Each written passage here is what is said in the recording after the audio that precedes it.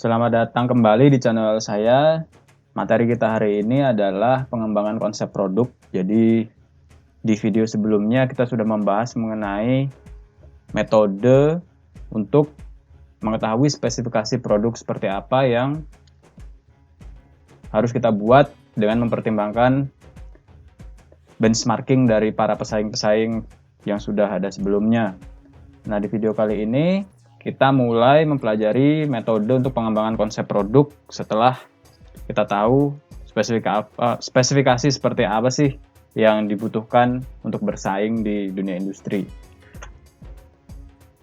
Perhatikan di sini, ini adalah semacam filosofis dari ini ya, pengembangan produk dari awal sampai akhir. Jadi kita review lagi mission statement. Jadi mission statement ini berupa pernyataan bahwasanya kita mau bikin produk itu produk apa, kemudian sasarannya itu untuk siapa. Jadi ini masih gambaran umum aja kalau kita itu mau bikin suatu produk untuk konsumen seperti apa, dengan karakter bagaimana.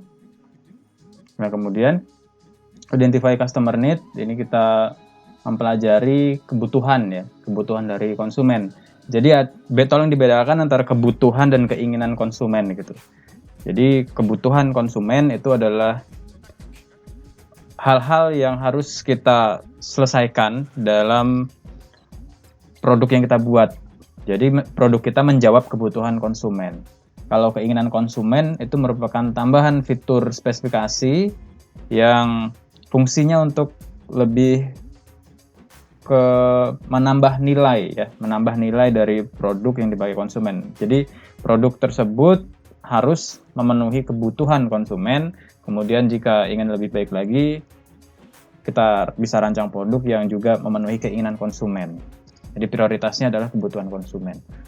Kemudian setelah kita mengetahui kebutuhan konsumen itu seperti apa, next kita membuat spesifikasi target dari produk yang akan kita rancang. Kemudian setelah spesifikasi produknya kita peroleh, langkah selanjutnya adalah kita membuat atau mengenerate konsep produk. Setelah konsep produk itu selesai kita buat, karena kita punya banyak konsep nantinya, langkah selanjutnya adalah memilih konsep produk ya. Jadi kita pilih konsep mana yang paling sesuai berdasarkan pertimbangan dari sisi manufaktur dan dari sisi fitur produknya. Setelah sudah kita pilih produk apa yang akan kita buat, kemudian langkah berikutnya adalah membuat yang namanya prototype. Nah, jadi prototype tersebut itu akan kita tes ya. Kita tes dari performanya, kemudian apakah konsumen merasa sudah puas dengan produk yang ada, itu ada di bagian tes produk di sini. Jadi kita tahu bahwasanya prototype ada prototype beta, kemudian ada prototype alpha. Setelah tes produk, kemudian kita masuk ke bagian set final specification. Dari hasil tes produk tersebut, kita memperoleh insight atau feedback yang dapat kita olah menjadi spesifikasi final. Jadi perbaikan-perbaikan apa yang seharusnya dimasukkan ke konsep produk yang ada. Itu kita akan menghasilkan spesifikasi final. Kemudian setelah proses spesifikasi final, kemudian lebih ke arah plan downstream development. Jadi nantinya kita berikutnya adalah membuat yang namanya langkah-langkah untuk manufaktur atau roadmap ya. Roadmap suatu produk, kemudian baru development planning, baru produk ini dipersiapkan untuk produksi massal seperti itu. Nah, bagian bawah tentu kita mempertimbangkan data-data mengenai data keuangan, kemudian benchmarking, kemudian prototype tadi untuk menyokong keseluruhan dari tahapan-tahapan proses pengembangan produk ini. Kemudian dari sisi pengembangan konsep ada beberapa kesalahan yang sering ditemui dalam pengembangannya. Jadi ini saya rangkum dari bukunya Carl T. Ulrich, jadi yang berjudul Product Design and Development. Jadi ada beberapa poin di sini mengapa seringkali kita temui produk yang gagal di pasaran gitu. Konsep yang dihasilkan sangat sedikit, berupa 1 atau 2 konsep saja, atau dengan kata lain miskin konsep, miskin ide gitu. Jadi salah satunya mengapa suatu produk gagal memenuhi kebutuhan konsumen adalah kurangnya ide yang muncul dari tim desain yang dibentuk. Kemudian poin kedua, kegagalan dalam mengidentifikasi daya guna konsep produk. Hal ini dapat dipicu pada kesalahan dalam mengidentifikasi kebutuhan konsumen.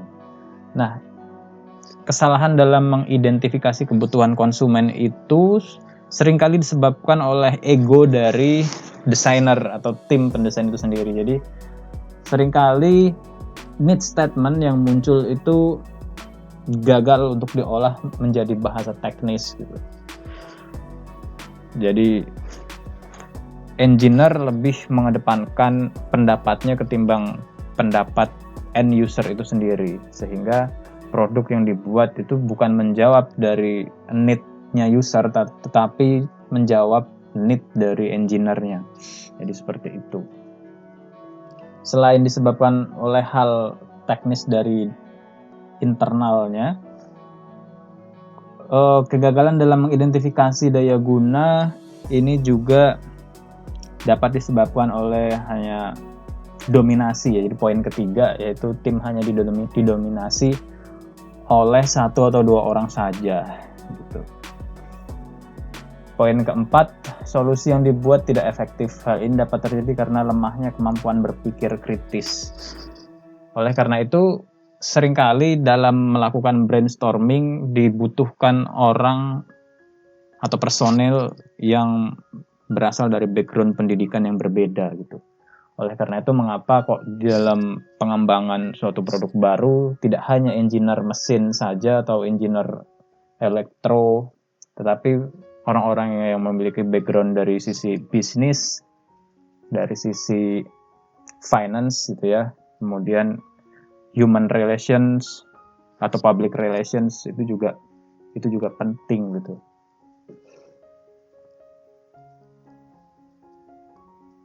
Kemudian kesalahan berikutnya yang kita temui dalam pengembangan konsep produk adalah kesalahan dalam mempertimbangkan prioritas solusi atas permasalahan yang hendak diselesaikan.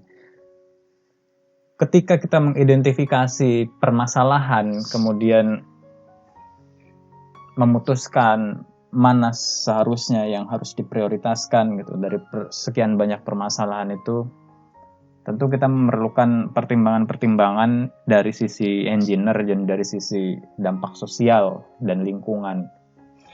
Nah, kesalahan dalam mempertimbangkan prioritas solusi itu contohnya misal kita hanya mempertimbangkan kemampuan dari sisi engineer saja, misalkan produknya memang ampuh gitu ya, produknya memang tangguh, tetapi dari sisi lingkungan karena produknya yang tangguh jadi susah untuk di disassembly atau susah untuk terurai gitu ketika masa pakainya habis, sehingga menimbulkan dampak permasalahan baru gitu. Kemudian kesalahan berikutnya adalah metode kerja tidak terarah. Jadi seringkali didominasi oleh 1 orang membuat crash dalam tim, sehingga member yang ada seringkali bosan lalu tidak mengikuti arahan karena pimpinan yang lemah gitu ya dari segi kepemimpinan. Jadi metode kerja yang dicanangkan oleh tim pengembangan produk itu harus ada acuan ya, harus ada acuan yang jelas, targetnya yang jelas. Oleh karena itu seringkali kurva S itu dibutuhkan. Jadi kurva S itu yang mendata sejauh mana capaiannya, dari berapa persen sih progresnya gitu. Kemudian step by step dari metode desainnya juga perlu untuk diperhatikan agar tahapan demi tahapan itu tercapai secara jelas dan terarah. Nah, supaya tahapan-tahapannya itu terarah, kita mengenal dari buku yang sama, ini ada yang namanya metode 5 langkah dalam pengembangan produk ya. Jadi 5 step methods agar kinerja tim pengembang produk itu dapat terarah. Kita bisa menggunakan metode 5 langkah ini. Metode 5 langkah itu sebetulnya fungsinya untuk mengakomodir kegiatan pengembangan produk dengan menyederhanakan permasalahan yang ditemui, dan khususnya pada saat tahap identifikasi kebutuhan konsumen. Kemudian permasalahan tersebut yang kita sebut sebagai problem itu akan kita breakdown menjadi sub problem gitu. Jadi sub problem itu kemudian kita cari solusinya sehingga diperoleh solusi dari sub problem itu.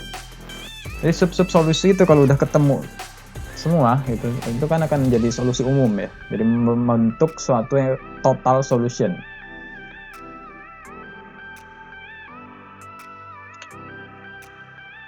Nah, ini lebih rinci mengenai tahapan 5 step method.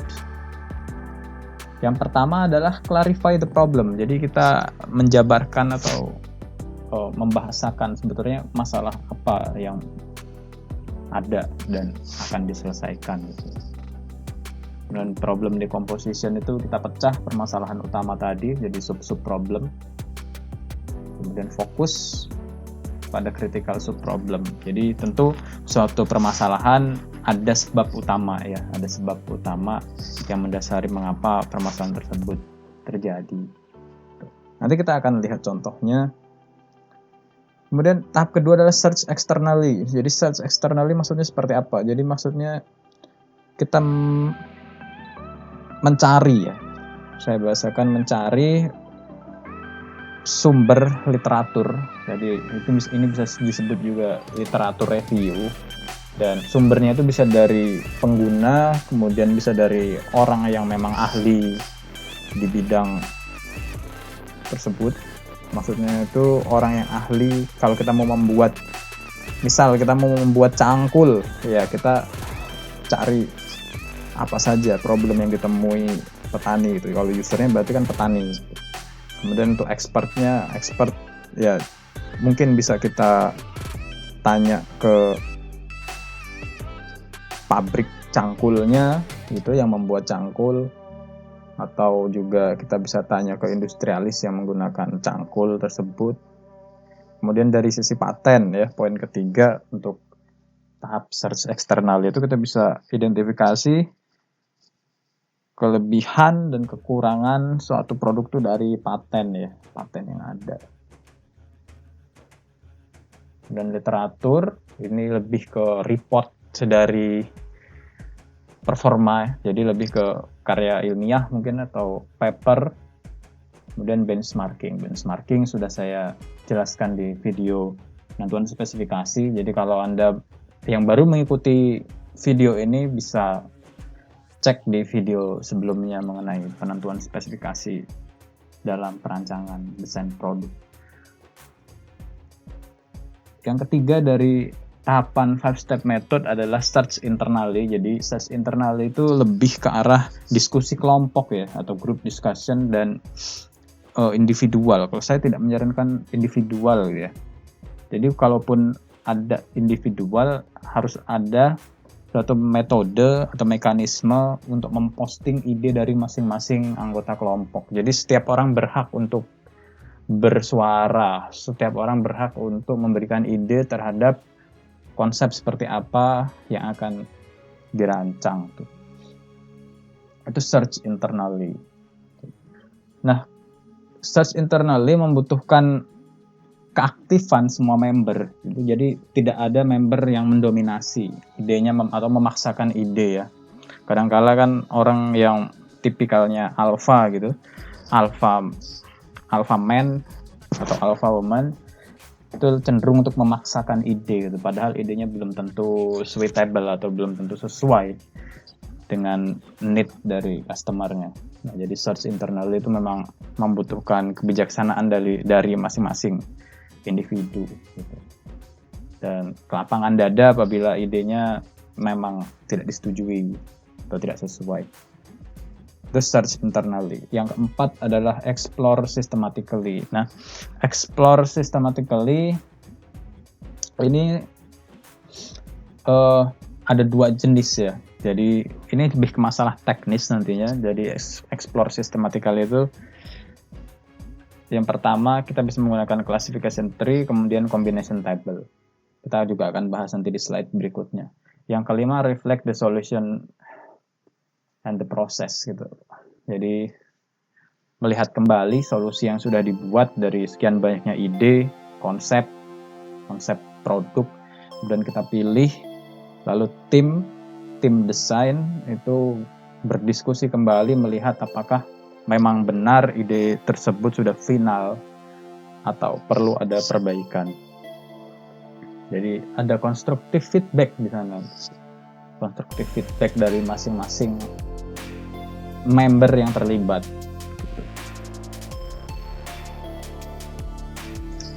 Nah, ini contohnya adalah produk untuk menancapkan paku atau nail gun ya.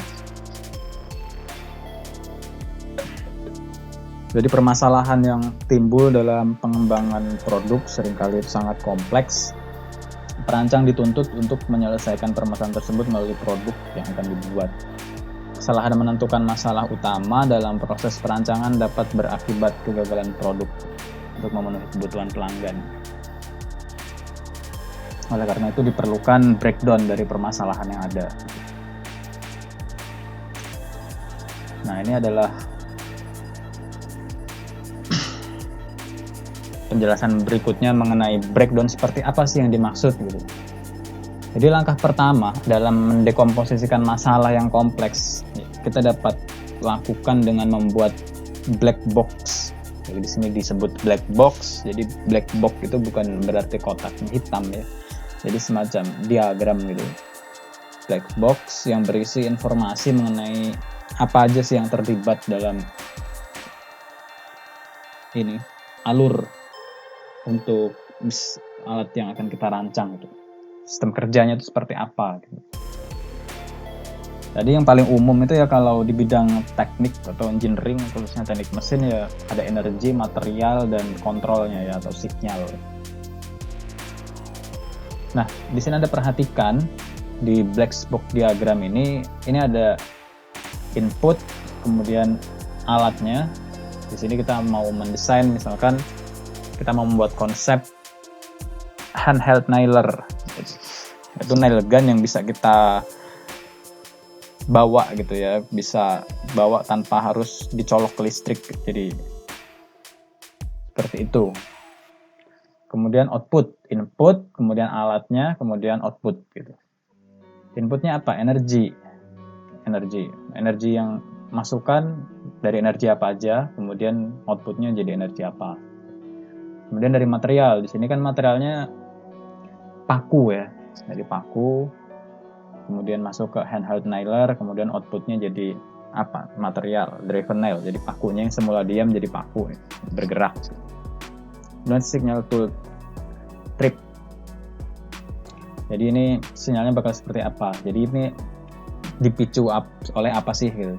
Ini bisa bergerak gitu. Dan outputnya itu bakal jadi sinyalnya seperti apa? Mekanisme kontrolnya. Ada energi, material, dan signal. Nah, si black box tadi itu bisa kita kembangkan gitu untuk memperjelas. Perhatikan di kotak ini. Jadi dari sisi energi itu akan disimpan. Jadi energi dari luar ya akan disimpan, kemudian akan dikonvert ke energi mekanis bentuk translational energy. Kemudian energi tadi yang dalam bentuk translational energy itu akan digunakan untuk menggerakkan paku sehingga pakunya bisa bergerak. Paku yang bergerak kemudian akan menancap di lokasi yang ditentukan. Dari sisi energi. Kalau dari nails atau pakunya itu sendiri, jadi nails, kemudian nailsnya disimpan, kemudian nailsnya itu bisa dipilih, jadi tidak langsung banyak atau isolate nail maksudnya itu ini ya, dipilah gitu, isolate nail.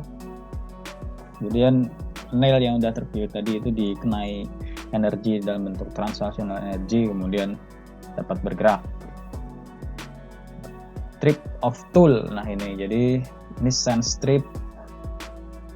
Kemudian selanjutnya adalah ada yang men-trigger gitu ya, ada yang men-trigger alat untuk memicu sehingga si translational energy itu bisa tersalurkan ke nail yang sudah terisolate sehingga nailnya bisa terdriven atau tergerak. Ini yang penting dan perlu diperhatikan ya. Jadi dalam tahap pengembangan konsep produk, tujuannya adalah untuk mendeskripsikan elemen-elemen fungsional yang terlibat pada mekanisme kinerja produk tersebut itu secara umum. Contohnya isolate nail. Pada bagian isolate nail ini adalah pernyataan umum ya, bahwa paku yang akan ditancapkan pada permukaan tertentu harus diisolasi. Akan tetapi metode isolasinya masih belum ditentukan secara khusus gitu. Jadi kita ambil hal-hal yang umum. Jadi proses dekomposisi masalah ini merupakan pekerjaan yang iteratif atau berulang ya. Diagram tersebut jika diperlukan itu dapat diperbaiki lagi sampai informasi teknis yang paling sesuai itu bisa kita peroleh atau disepakati oleh para member dari tim pendesain itu.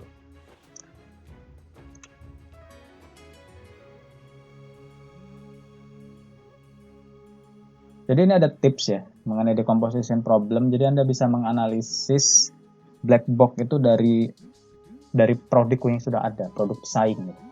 Jadi produk pesaing kemudian diidentifikasi menggunakan black box tadi, dipilah-pilah ya. Masalahnya apa, dibuat sub problem atau problem dekomposisinya dilakukan.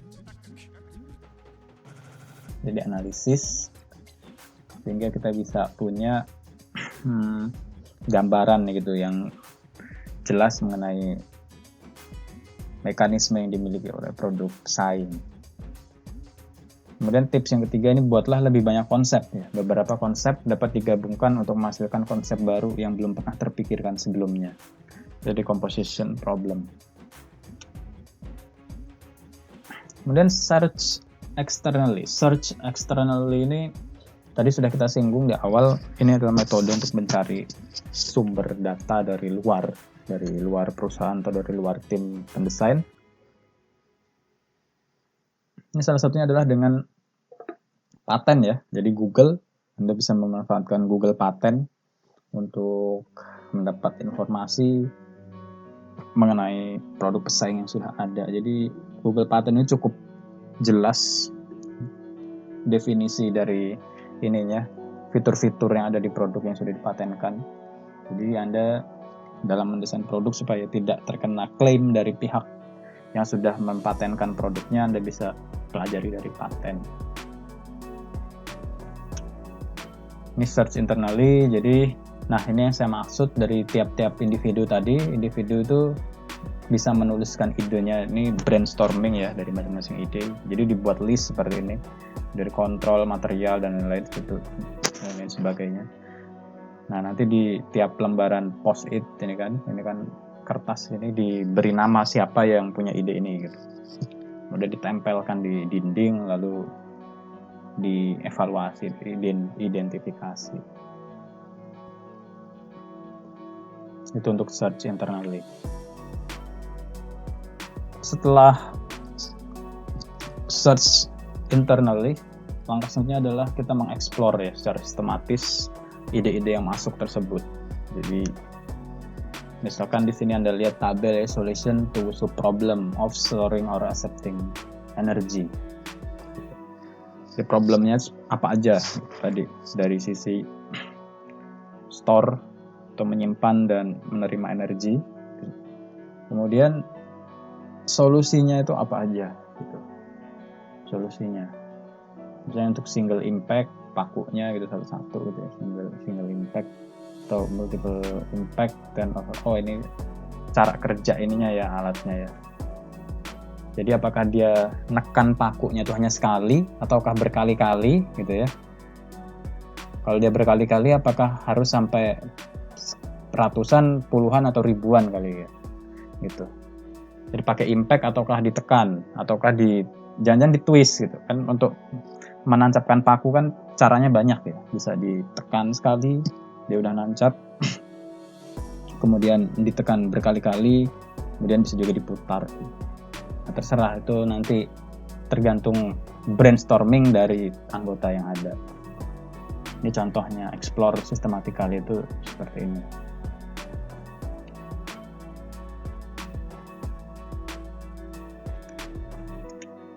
Nah, ini adalah classification tree. Jadi misal dari sisi store or accept energy apa aja yang ada di dunia ini, kan energi kimia ya, chemical, bisa pneumatik, hidrolik, bisa dari listrik sumber energinya gitu ya, kemudian bisa dari nuklir. Nah, kita pilih mana yang paling sesuai lah untuk produk nail gun yang bisa dibawa atau dia portable. Misalkan kita pilih tadi electrical ya, ini electrical. Oke, kalau electrical selanjutnya kita coba perhatikan lagi di sini. Ini kan driven nail, energi yang masuk, kemudian outputnya adalah driven nails di sini. Dari energi, electrical energy, kemudian di sini energy applied to nails, kemudian akan mengakibatkan nail atau paku tersebut bergerak. Nah, di sini ada tahapan-tahapannya. Jadi dari energi electrical itu masuk, kemudian sampai bisa membuat paku itu bergerak, itu apa aja sih tahapannya? Nah, kita tulis di sini. Jadi electrical energy itu harus di-convert dulu menjadi transactional energy, kemudian transactional energy tersebut terakumulasi misalnya, kemudian baru transactional energinya bisa di transfer ke pakunya. Nah, kita buat dalam bentuk tabel seperti ini. Dari sisi convert electrical energy to transactional energy, itu bisa dari apa saja. Misalnya dari putaran motor dengan transmisi, itu kan bisa ya, mengkonvert dari energi listrik menuju energi translasional atau energi mekanis gitu. Kemudian dari linear motor, solenoid atau railgun seperti itu. Nah, jadi kita list. Kemudian dari accumulate energinya pakai apa? Bisa juga pakai pegas bisa, kemudian menggunakan massa yang bergerak atau moving mass bisa. Dan dari transitional energy ke paku itu mengaplikasikannya seperti apa gitu. Apakah tadi single secara sederhana menggunakan single impact atau multiple impact atau push nail. Jadi kita lihat tabel ini ya. Nah, ini applying translational energy to nail, apakah single impact, multiple impact, double impact yang sampai ribuan kali impactnya, atau ditekan atau dia diputar atau twist gitu. Nah, nanti ditulis di sini. Seperti itu. Nah, setelah terdata seperti ini, kita tinggal menarik garis ini. Misalkan rotary motor, kita pakai moving mass atau pakai spring. Nanti spring pakai multiple impact atau push nail. Jadi akan lebih mudah, jadi lebih tertata. Contohnya seperti ini. Nah, konsep 1 misalkan. Ini masih di bagian explore systematically ya. Jadi kita pakai solenoid, kemudian accumulate energinya pakai spring, kemudian dia bisa memberikan multiple impact ke paku. Ini contohnya. Nah, gambarnya seperti ini sketch. Jadi Anda bisa gambar sketch dulu, tidak usah gambar 3D-nya terlebih dahulu. Bisa dicoret-coret di kertas gitu ya. Anda buat sketch yang menjelaskan seperti apa sih alurnya gitu, atau sketsanya seperti apa konsepnya. Ini konsep 1. Kemudian ini konsep yang kedua ya. Jadi menggunakan rotary motor. Kalau tadi kita pakai solenoid, yang ini pakai rotary motor with transmission. Jadi ada 3 konsep, di sini konsep 2 ini seperti ini. Ada yang pakai motor dengan transmisi sedemikian rupa. Seperti ini, ada yang pakai cam juga. Jadi satu ini ya, satu apa ini namanya ya, konsep ya, yang rotary motor with transmission, kemudian spring, kemudian menghasilkan single impact, itu kita bisa dapat gambaran lebih dari satu ide gitu. Kalau ini contohnya bisa ada 3 ide dari satu ini. Nah, itulah pentingnya mengapa 5-step method ini perlu dilakukan supaya kinerjanya jadi terarah. Jadi misalkan ini ada beberapa konsep yang dihasilkan. Selanjutnya misal kita pakai rotary motor with transmission. Jadi ini masih rotary motor with transmission ya. Ini untuk spring, tapi bedanya adalah yang ini single impact, tapi konsep yang nomor 3 ini multiple impact.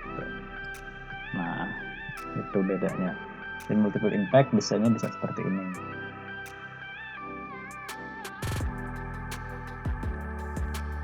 Jadi ini pakai combination table namanya. Jadi combination table, tadi kita tahu classification tree ya, yang ini combination table.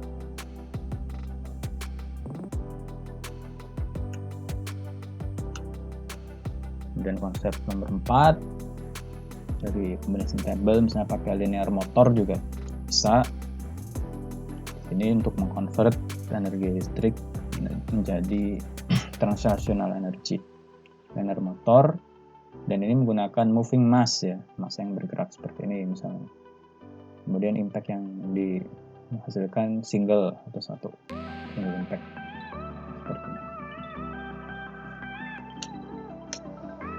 Nah, setelah konsep-konsep tersebut dibuat, tahap kelima adalah mengevaluasi kembali capaian yang sudah diperoleh. Jadi di tahap ini member dari tim perancang itu berdiskusi mengenai kelebihan dan kekurangan dari konsep-konsep yang sudah dibuat.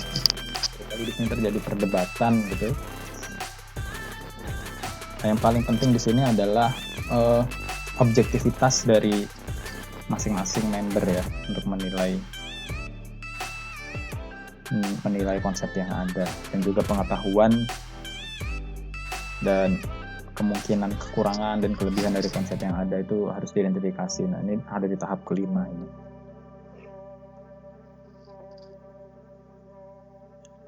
Kemudian seringkali ini harus ditanyakan pada tim itu sendiri. Yang pertama adalah apakah tim perancang sudah yakin dengan konsep yang ada. Kemudian poin yang kedua, apakah needs dari customer sudah terpenuhi dengan konsep-konsep yang dibuat tadi. Lalu, adakah faktor eksternal yang belum diketahui saat pengambilan data? Dan yang terakhir, apakah semua ide dan masukan dari anggota kelompok sudah terakomodir dengan baik?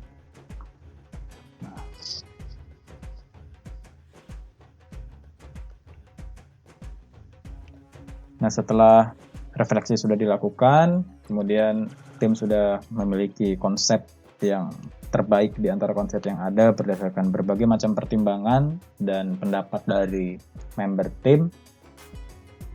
Selanjutnya adalah konsep yang sudah terpilih tadi itu dipilih ya. Yang paling baik tadi dipilih, kemudian baru kita masuk ke tahap prototyping. Nah, dalam pemilihan konsep ini itu sebetulnya ada metode lagi ya dalam pemilihan konsep ini, dan secara statistik juga ada metodenya. Mungkin kita bisa bahas lebih rinci di video berikutnya. Jadi terima kasih sudah menonton video ini sampai di slide terakhir ini. Nantikan juga video berikutnya dari saya. Semoga bermanfaat dan sampai jumpa lagi.